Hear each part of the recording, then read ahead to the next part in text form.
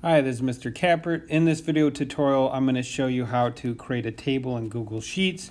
First, if you don't have it already on your iPad, you'll need to go to Catalog and search for Sheets. Now, it's already installed on mine. I just want to show you, so it would be here. It's already installed on mine. So I'm going to open up my Google Sheets, and then you're going to create a new sheet, which is the plus in the lower right corner. You're going to say new spreadsheet, and you'll give it a name that makes sense. So I called it 1.15 puzzle, time to solve versus height graph. I'm going to not start from the scratch. I'm going to go to one that I pre-filled to save time, because you don't want a video where you watch for 5 minutes while I fill in data.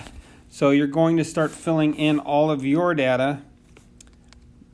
Double click on the cell, and you can put text in there. So you want to put your headers here, participant, you want as well as height and time to solve. Make sure you put your units. So height is in feet.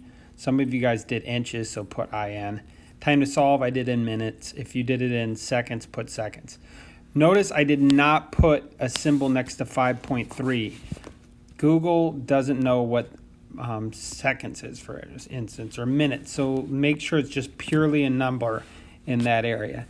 And then enter a number, same process. For Ryan, he's 6.17 feet tall. So make sure this can't be mixed units. Got to be just feet or just inches. And then the time to solve, it took him 1.35 minutes. All right, and then what you want to do is click on your upper left cell, and then you want to click and drag that right corner. So I clicked and dragged on that corner, and then you should be able to add a grid to it. The third from the left that looks like 4 boxes, click on that symbol there to add a border. And then this upper left symbol is all borders.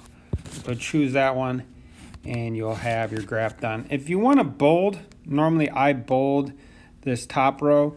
You can highlight it and hit the bold, the B symbol.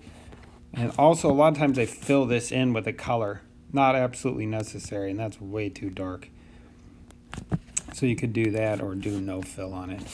All right, hope this helps. Let me know if you need any more help going through how to create a table.